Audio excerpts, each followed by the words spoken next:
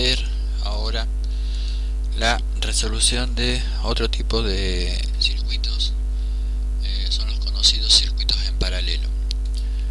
¿Cómo es un circuito en paralelo? Es aquel en donde los elementos o la entrada y salida de cada componente están conectadas a un punto en común.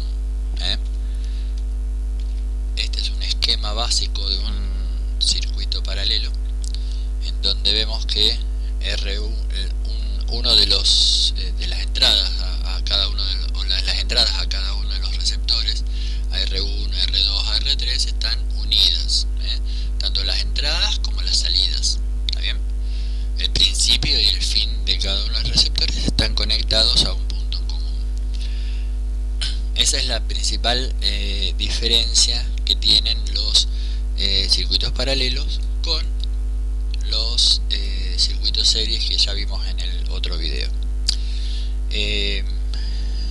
Una manera práctica que a mí me gusta explicarle para que uno pueda identificarlo fácilmente, que he notado que es el mayor problema que presentan los alumnos, identificar cuándo un circuito es paralelo y cuándo es serie. Recordamos que en el serie la intensidad de corriente, si nos ponemos en el lugar de la intensidad de corriente y vemos la intensidad de corriente, la misma se mantenía continua, pasaba por todos los elementos que conformaban el circuito, pero no se interrumpía en ningún momento. En los circuitos paralelos sí la intensidad se separa en estos puntos que se llaman nodos. Entonces pongámonos o hagamos un recorrido como si fuéramos la corriente nosotros, ¿no? Venimos circulando por acá. Cuando llegamos a este punto tenemos que decidir o tenemos que encontrarnos con una bifurcación, una separación de la corriente.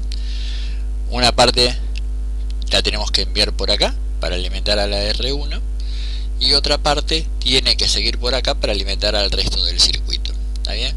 Pero en este punto, ¿qué hizo? La intensidad de corriente se separó en dos partes. Pueden separarse en dos o en más, pero en este caso se separó en dos. La intensidad que quedó luego de esa primera separación se encuentra luego con este nodo y pasa exactamente lo mismo. Parte tiene que ir a alimentar al R2 y parte tiene que ir a alimentar al R3. Entonces esta regla por ahí es la manera más práctica que yo he encontrado para que ustedes puedan identificar cuál es circuito paralelo y cuál es serie. En el serie es todo continuo, nunca se ve interrumpida la intensidad de corriente, pero en el circuito paralelo sí. ¿Está bien? Y se separa en estos puntos que se llaman nodos. ¿Cuáles son las propiedades de un circuito paralelo? Tal cual como dijimos en el circuito serie, las principales propiedades tienen que ver con la tensión y con la intensidad. En este caso, la intensidad la tensión es la misma en cada uno de los componentes. La tensión que yo tengo de alimentación acá en el circuito para este ejemplo es la misma que tengo en R1, es lo mismo que tengo en R2 y es la misma tensión que tengo en R3. Pero la suma de las intensidades que pasa por cada uno de los receptores es igual a la intensidad total. La intensidad 1, la intensidad 2, la intensidad 3 sumadas nos va a dar la intensidad total que pasa por el circuito. Atención, y a prestar la suficiente atención para que no confundirse. Es al revés que en el circuito serie. En el circuito serie la intensidad era la misma para todo el circuito y la tensión era individual para cada componente, y aquí en el circuito paralelo la tensión es la misma, pero la intensidad es individual para cada componente. Por favor, no confundir.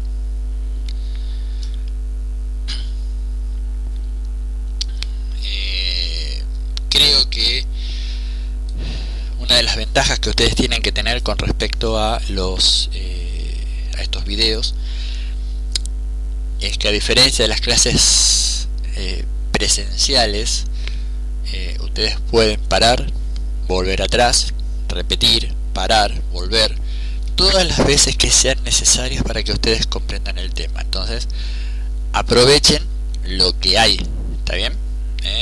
O las ventajas tecnológicas de lo que hay. No sé si es mejor o peor que una explicación en un lugar presencial, pero aprovechemos lo que podemos hacer en estos tiempos, ¿está bien? Entonces vimos propiedades de la tensión, propiedades de la intensidad, y ahora vamos a hablar de las resistencias. En este caso también necesitamos calcular muchas veces las resistencias equivalentes, y si recuerdan, en el circuito en serie las resistencias se sumaban algebraicamente, la resistencia 1 más la resistencia 2 más la resistencia 3 y así. Pero no es lo que sucede con los circuitos paralelos. En los circuitos paralelos hay que emplear esta fórmula, que se ve un poco compleja, pero a medida que la vayamos usando lo vamos a tomar, digamos, mucho más, lo vamos a afianzar mucho más, y en realidad hay varias fórmulas para calcular esta resistencia, pero yo quiero que ustedes aprendan con esta. ¿Por qué? Porque otras fórmulas solamente trabajan de a dos resistencias, y con esta ustedes se van a encontrar a lo mejor con algún circuito con 4, 5, 6 ramas y van a poder aplicar la misma fórmula. En cambio, con la que si ustedes se aprenden la fórmula que está para dos resistencias, van a tener que hacer primero dos, después el resultado de esa con la tercera, el resultado de todo eso con otro. Me parece más complejo. Yo prefiero que ustedes aprendan esta fórmula y la empleen en todos los casos.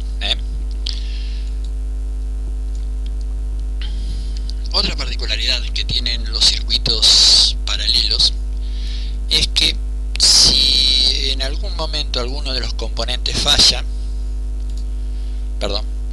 si alguno de los componentes falla, el circuito sigue funcionando. En el circuito serie, si uno de los componentes fallaba, el circuito se interrumpía y nada servía, nada funcionaba. En un circuito paralelo alguien puede o se puede quemar alguna de las resistencias, pero el resto siguen funcionando. Esta manera de conectarse así en paralelo es la que habitualmente tenemos en nuestros domicilios, para que los puedan comprender mejor.